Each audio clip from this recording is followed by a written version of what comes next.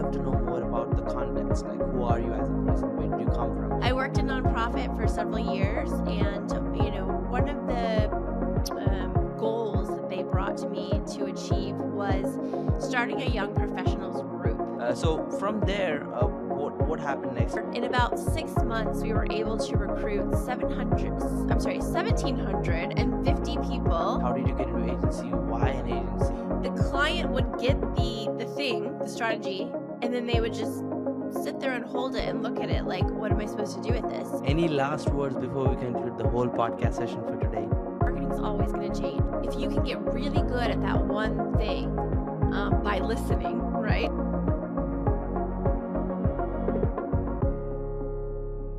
What's going on? What's going on, everybody who's actually listening to this podcast right now? First of all, guys, welcome to the Nikhil Sai Show, which is hosted by me, the Nikhil Sai. And guess what's going on today? We're back with another amazing guest. The guest who is actually jumping on is very different from what we typically see. I mean, we have seen a lot of different online coaches, marketing experts, people who have done tens of millions of dollars in different industries, various product and whatnot. But instead of talking just about sales and marketing, today we are going to talk about human beings, the psychology, what matters most to them, and actually connecting to people and doing great service. We're going to talk to somebody who is expert in customer experience, and she has been a consultant for many companies, and she's none other than the CEO and founder of B Squared Media, Brooke Sellas. Hey, Brooke. Hey, thank you so much for having me. I'm really excited to talk about the human experience, the customer experience, and just something a little different for everybody. Yeah, absolutely. We are excited overall, Brooke. So before we get into like the actual meat, which is, how to enhance customer experience,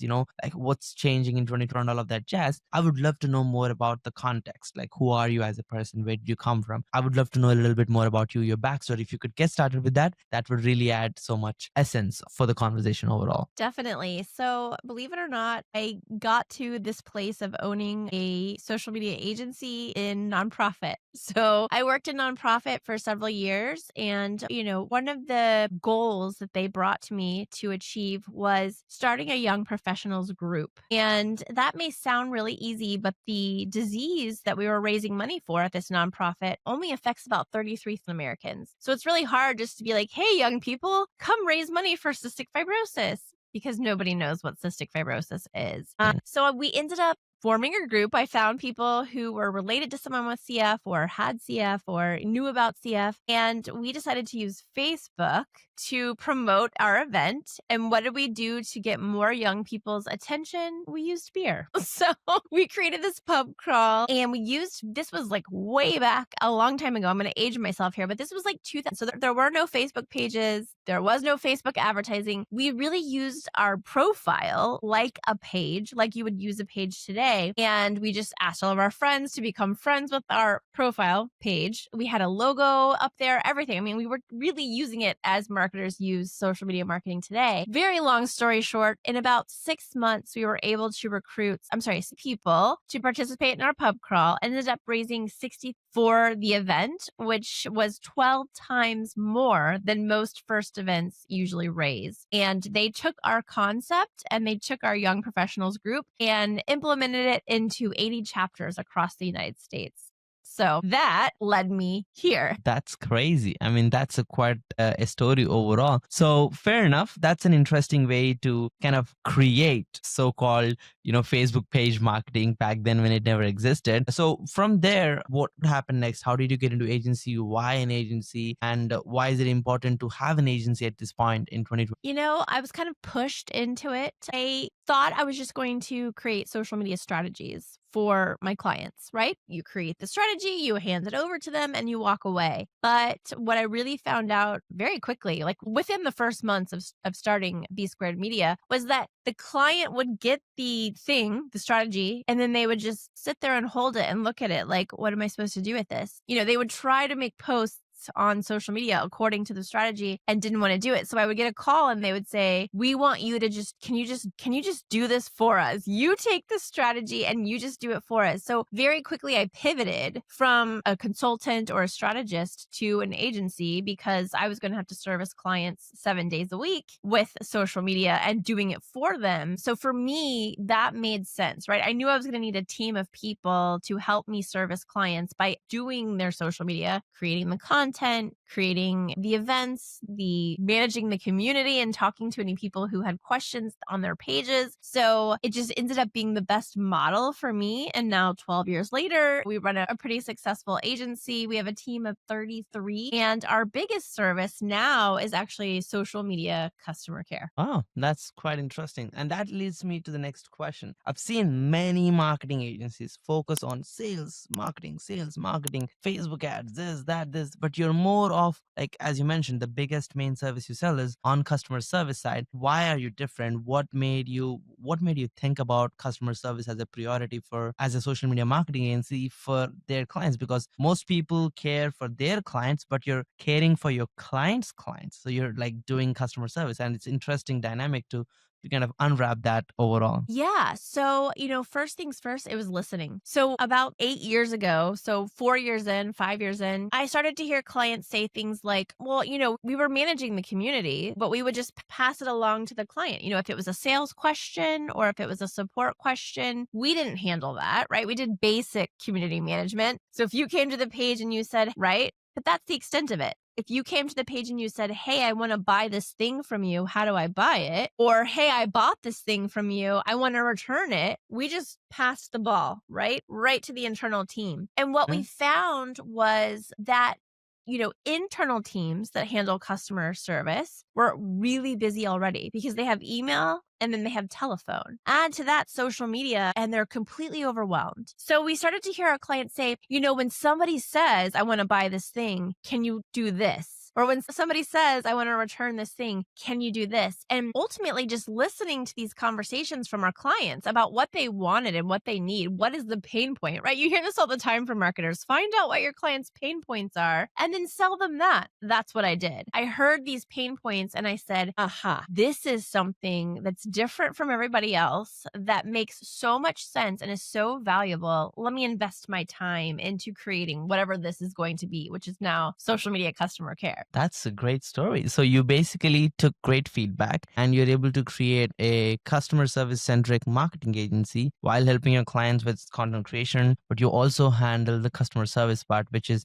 I would say, a big relaxation for most businesses, I would assume, because there are fires in most businesses running their sales and marketing. Yes, so many fires, all the fires. Yeah, absolutely. Now, if you're open to it, we would love to learn more about what you specifically follow to, because I know, like, in terms of social media posting, it is easily quantifiable. Like, hey, I post, you get reach, you get more customers, voila, you pay me, you get paid, straight line. Like, it's no confusion. So what is your process of acquisition? And you are having a huge team, 33 people agency is no joke to run, in 22 right now. So I would love to understand the unit economics, what's going on, and I would love to understand the dynamics of how you have built this business to the scale it is in. Yeah. So, I think it's listening, right? In the very beginning, I listened, right? They said, you did this, and that is what we asked for, but really, we want this. So I had to kind of pivot in that moment. And then with the social media customer care, again, it was listening. They were saying sometimes it was the potential client, like in the sales process, was saying, we have an agency who does our content, or we do our content in-house. We have a design team, but we really want to focus on the,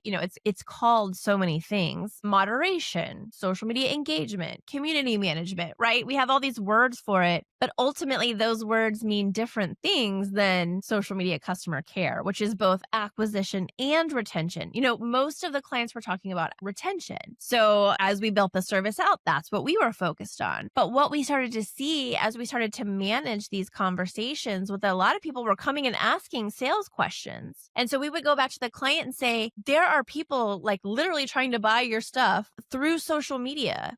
What do you have available to make that happen, to close the deal on social media, on their channel of choice? And they would say nothing. Let's bring them to email or a telephone. Guess what? When you take somebody off of that channel that they chose to ask that question on, so if you're coming to Facebook and you're asking that sales question, and then I say, yeah, I would love to sell that to you, give me a call here or email me here. Too much You're already friction. shaking your head, right? Like Yeah. it doesn't work, right? So we quickly helped them understand that the way they wanted to do it wasn't going to work. And we explained to them, let's figure out a way to work together to close this person now in the buying moment on the channel of their choosing. So we started also helping them understand not only that retention piece, but that acquisitions piece. And this has been years in the making. We beta tested this service with a brand for a whole year before we went public with the service itself. Mm-hmm. And we've only been offering this service for 6 years now. And by the way, we've had 0 customers churn. So customers sign up for this service and they, so far, knock on wood, haven't left. Wow, that's a gold mine you found for yourself. And it really is. I guess if you are looking to build something that's going to work, it's really, I know this is probably not the answer you want to hear, but it's just listening to what people want and saying, can I give them that? And then, yes, we could give them that, but how could I give them more, right? Like we could give them the retention right away, right? Pretty easy. But as I saw these sales conversations happening, and I'm a salesperson, right? It would hurt my heart that we would have to be like, hey, go call this number, because they're not going to call, right? We just lost that business. So giving people what they want, but then making it even better, giving them what they want that they didn't even know they want, that's 10 times better than what they asked for. And then you'll have a thriving, booming business. Makes sense. Wow, that's a quite an interesting dynamic you have actually approached your business towards. 33 people team, zero churn. Sounds like an amazing business. How many clients are you managing right now? Like one time with the size of the team you actually have? Yeah, so we have about 7 customer care clients now, which doesn't sound like a lot, but it is, because when we're managing their social presence on product line, right? Let's pretend like here's a company, company Apple. This isn't our client, but Apple. It is the client. Apple has several product lines, right? Each of those product lines typically at big brands like that have their own social media pages or handles or whatnot. Yeah. So we're managing sometimes hundreds of either locations, depending on the type of company, or product lines within the brand. So it takes a heavy lift of community managers, those frontline people who are the ones who are actually responding.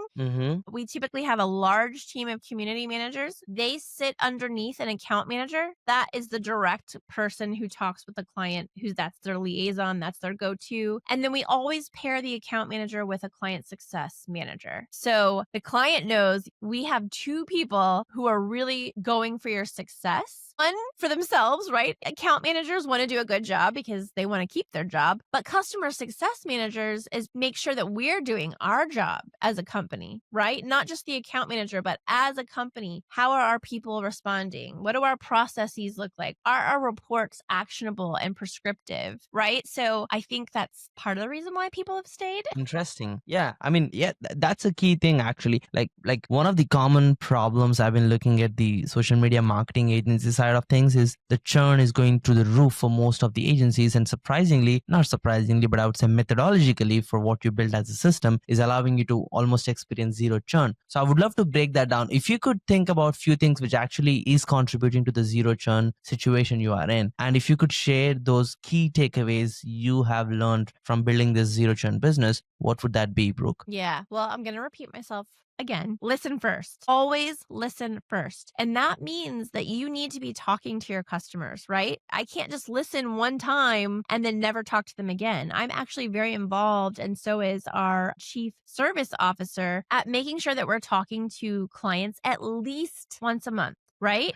Because if we're talking to them once a month, we know how we're doing. We don't even have to worry about what the account manager says or the customer success manager says. We know at the top how everything's going with that account. But we also hear those little opportunities, right? So in the example I gave earlier, it was the opportunity of creating the customer care service. But it also may be something like maybe they wanted to use social listening to help advance their care program. That's something that we offer. If I'm not talking to them, I couldn't make that upsell or cross-sell to social listening because I wasn't having that conversation with them, right? We don't rely on like the account managers to do the selling because that's not their job, right? It's my job. So listen, talk to your clients often. And then I think the team structure is really important. We have a lot of people who cover that front line so that we can offer service to our clients 300 days a year. So what that means is, from a value perspective, and why I think there's low churn, is that they're getting a team of people who work 300 days a year for what it might cost for one employee, maybe two employees, right? And those employees,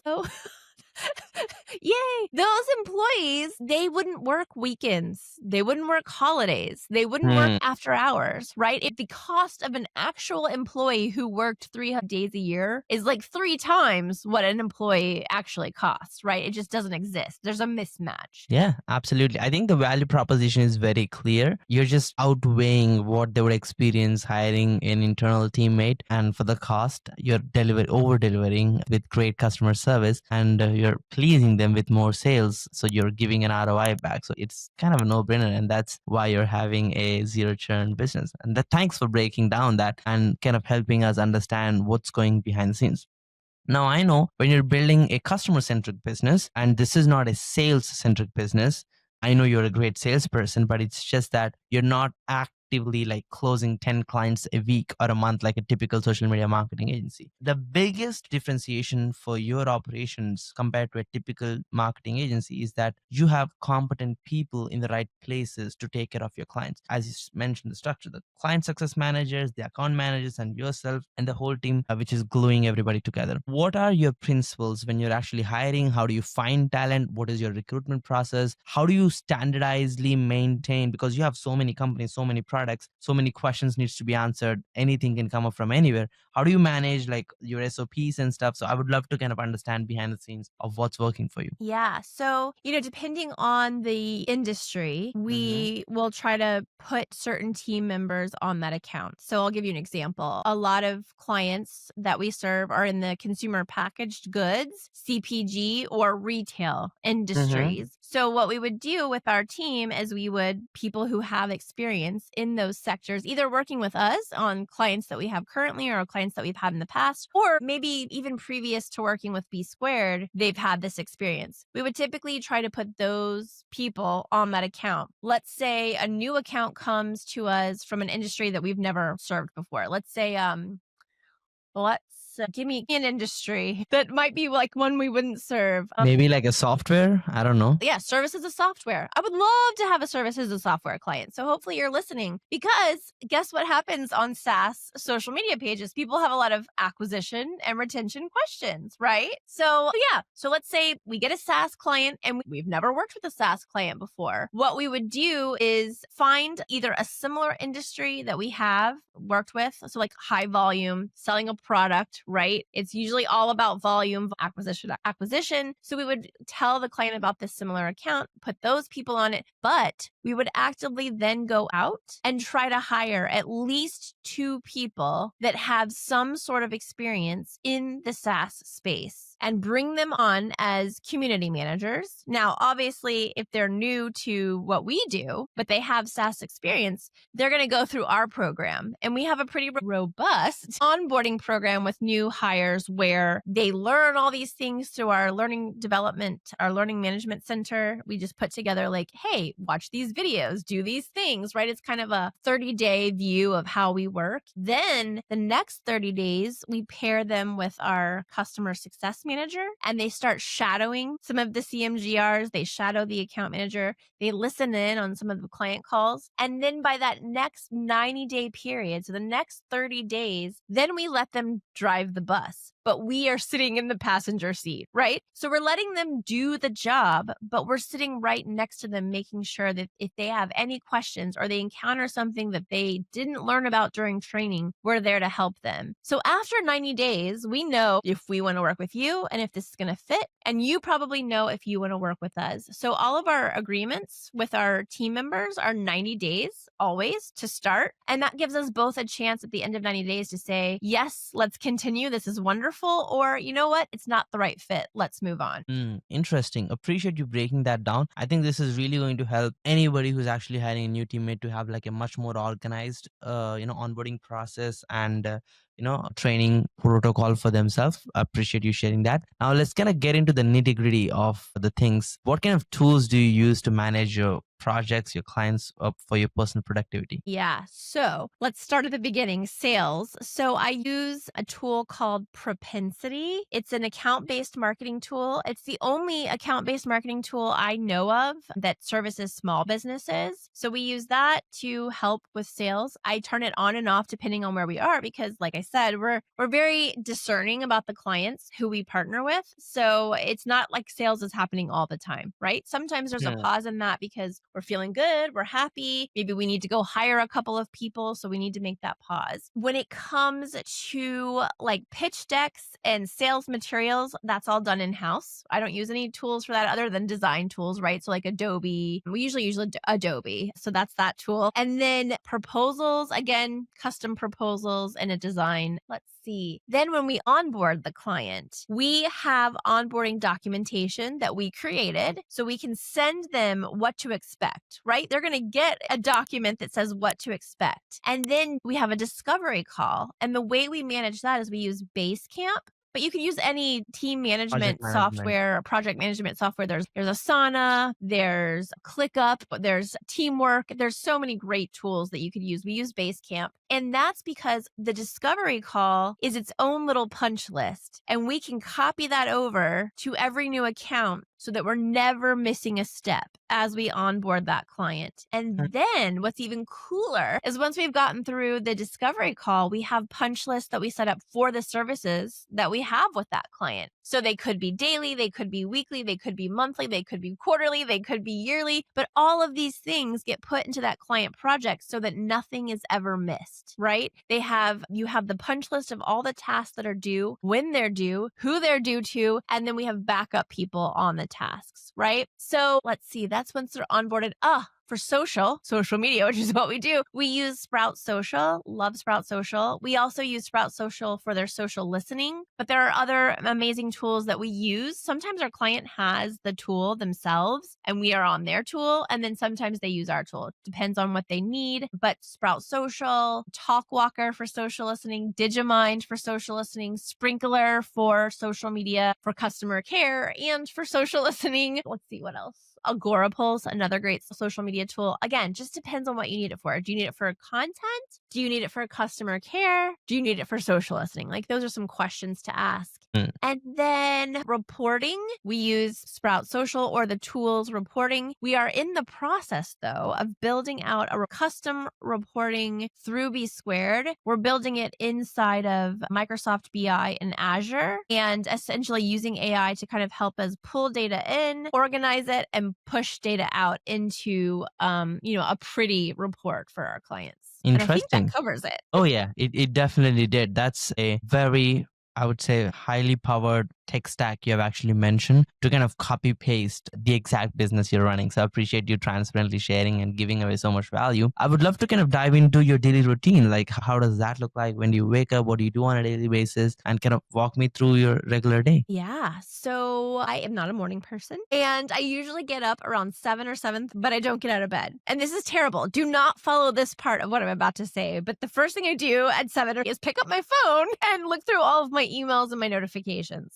Don't do that. That's a bad habit. But that's what I do, right? I'm just being honest. And then I usually make my way downstairs by 8 o'clock. I always have the same thing every single morning for breakfast because it just helps me get into my day, right? I don't have to think like, what am I going to make? Oh, do we have the ingredients? I have the same thing. It's a pea protein shake with almond milk and a banana. I have had that every morning for like the past 10 years, maybe. That is breakfast every morning. And then if I don't have a meeting, like where I'm going to be on camera with someone, I'll come straight from breakfast into my office and start my day. I usually try to end my day by 5, 6 o'clock. If I do have to do some sort of recording like we are today, I won't come straight to the office. I'll head upstairs and, do my hair, do my makeup, pick out my outfit. And I always try to have some form of exercise exercise at Mhm. least 3 times a week. I'm trying to move that up to 6 times a week. I'm trying to double that. But it's either walking on the treadmill, horseback riding, or Pilates. And then in the evenings, I just spend them with my husband and my dog. I try to unwind and then do it all again the next day. I don't try to schedule any meetings. This is a tip you could follow. That's not a bad tip. I don't try to schedule any outside meetings on Mondays or Fridays. I leave that for either internal meetings or doing the work, right? You have to have time to actually sit down and do the work. So those are kind of my behind the scenes days. And then Tuesday, Wednesday, Thursday, I have open for having outside meetings. Fair enough. That's quite an interesting routine. And I believe that kind of gives a very good sense on what they can pick from your daily routine. If you could go back in time, Brooke, and talk to 20-year-old yourself, and you can give yourself one suggestion, what would that be? I'd probably shake myself and say, get it together. No, I just think I would say, like, you have more to offer than you think, right? And I still do this, right? A lot of us have imposter syndrome and we're like, I don't know anything. Why do people want to talk to me, right? I still do that, but I think I did that a lot more back then. And I would just say, you have a lot to offer. Learn to pause, take a breath, and then answer with what you know. And if you don't know, by the way, that's okay too. Just say, you know what? I have no idea, but I will find out. That's it. I mean, it's not that hard, but when we're 20, it doesn't feel that way. Fair enough. That's a very good advice. Now, interestingly, when you are in the social media marketing dynamic, again, this is a common rant I have seen a lot of agencies talk about. So I'm curious about your thought process on this. When you are constantly giving and the client takes, I know it's a very good mutual understanding you have for a longer term, but it kind of hits, again, if you don't have a clear expectation there, kind of hits very badly on your revenues, especially Mhm. profits to be particular. Oh, yeah. So I'm curious, what kind of margins do you maintain, or what kind of suggestions do you have for other people to kind of give as much as possible while making sure they sustain the business as well? Because I've seen agency owners who do everything in the power, then they lose the client as well in the longer run, and then it just doesn't work out. So how do you make sure as an agency you don't get into that situation? Yeah, I think if you don't have a, accountant or a CFO and you're not good at that, like your past life or past job, you weren't a money person, then you need to hire one because I have had, and I'm very lucky, my husband is a CFO. He Oh, now works with B Squared, but 20 years prior, he was a CFO for staffing companies. So he's really good at math and he's always been able to help me back into the margin equation that you're asking about. So it's not even about how much margin you make. I think it's more about like knowing how much margin you need, right? There's need and then there's want. If you know you have to make X amount of dollars, which you should, every month, we'll just use whole number. If you have to make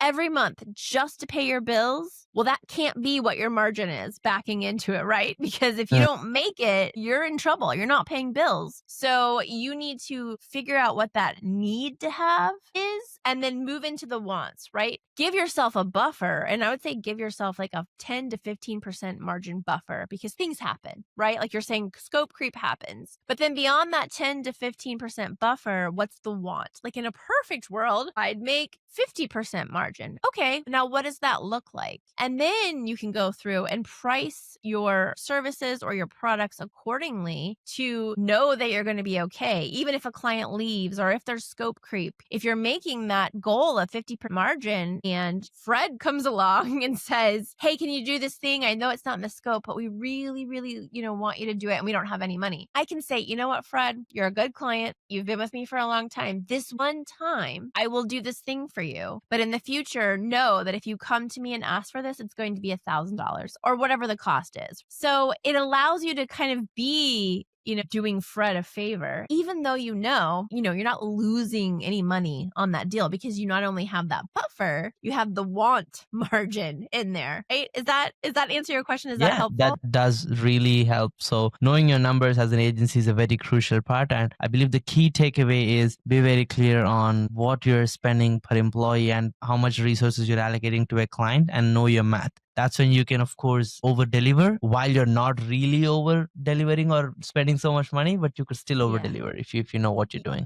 You can surprise and delight the client every single month if you want to without losing money, right? So I think, yeah, I'm not a math person, but find yourself a math person who could help you get into that spot. Because when you're comfortable like that, when you know, like, oh my gosh, when you're not having that, like, oh, if we lose a client tomorrow, you're in a much better confident space to move forward and to grow and to be more successful. I think it's very hard to get to success if you're constantly in like the fear mode. Yeah, the fight or flight doesn't really Yes. get you anywhere. Yeah, that's so true. And coming back, what's your like biggest achievement and like your next bigger goals? My biggest achievement is, it's probably B squared, right? We're about to turn 12. It's a woman owned business. It's in a very dynamic, some people might say volatile industry, right? Social media. And I'm really proud that we've been able to, find the success and to keep moving forward. And what was the other question? Achievement and Your next goals? oh, the next goal. I really want to write another book. I wrote the one book and now I said I would never do it again because it was so hard, but I think I want to write a second book. Oh, we are excited, definitely. If you could look back into your business career and be like, ooh, that was a mistake I want most people to avoid. That's a big one. What would that be? Share us how you would do it differently. What's your biggest mistake? You kind of pointed this out already, and that is not spelling out very specifically in the scope of work or your client agreements what they get. So if it's $100 a month for social media posts, I'm making this up, right? You better say exactly what that means. It better be $100 a month and you get, 30 posts per month or one per day. If you want us to post twice in a day, then there's going to be a day when we're not posting, right? You're getting 30 posts. Do those posts include video, imagery, copy, all three, right? You need to spell that out and be so specific because like I said, as you mentioned, your people will push that button and they'll try to go further and further out from what you agreed on. So if it's spelled out in black and white and very specific, you're not going to have to worry about scope. It's another way of making sure that you feel confident. I'm not worried that you're going to come along and ask me for 10 things and I'm not going to be able to say, oh no, your scope of work says it's these things and these things only. Fair enough. I think, yeah, we kind of, when agencies are getting started, they kind of don't really think about that so much. They just want to get the project going. But in reality, like you really want somebody who agrees to the scope of work very clearly, sign it. That's when you really start the work. Otherwise, it's just waste of time. Interesting. Yeah. What inspires you and who are the key people involved in your journey? Nature. Number one inspiring thing for me is nature. I think the earth and the trees and the animals and the whole source, everything's just so fascinating and it's just beyond even thinking about fully. I don't even know how to explain it because there's no word for it. It's just so beautiful and so complex. And the people in my journey, obviously my husband, he does work with me now. He's worked with us for the past 2 years and he's always been so supportive. Even before I started B Squared, he said to me as I was getting started, he said, look, don't worry about the bills. I've got the bills covered. And we weren't even married yet. He was my boyfriend at the time. I've got the bills covered. You just make this successful. So I think obviously that played a huge role into our success. And I would also have to say my dad, because my dad came to me and said, he got me my first client essentially, which was his company, which I thought was great. So yeah, I would say my dad. And then I have my best friend in the whole wide world in Chicago, but I have a lot of like work friends, if that makes sense. Other agency owners or people in marketing I've met from events or just doing what I do. And we talk to each other like once a month. We catch up, we keep in touch, and we just support each other and talk about like what's happening in the marketing world or the social media world or the AI world and just keep each other, supported. Yeah, that's really wonderful. And if somebody needs your help, Brooke, where can our audience find you? I play on LinkedIn personally, so that's where I'm most active. That's like my social media home base is LinkedIn, which you can just search Brooke Sellas, and that's where I am. Otherwise, you could go to our website to kind of see some of the things that we do, the clients who we've helped. We've got some case studies there, and that's just B as in Brooke squared, and then it's .media. So B squared .media. Fair enough. Appreciate you sharing that. Any last words before we conclude the whole podcast session for today? No, I would just say, my biggest piece of advice is marketing is always going to change, right? Social media is always going to change. There's never going to be a constant. But I think if you can get really good at that one thing by listening, right? Stick to that one thing and do it really, really well. well. Don't worry about being everywhere or offering everything. Just find that one thing that you're really good at and focus on that. Fair enough. That's a wonderful advice, Brooke. Appreciate you jumping on today on our podcast. And guys, hope you enjoyed the podcast session for today. This is me, Nikhil Sai, with Brooke Sellas. For today, I'll be coming back with another amazing guest just like this. Stay tuned for the next podcast. Share this with your friends who are agency owners or want to become one. That's it for now. That was great.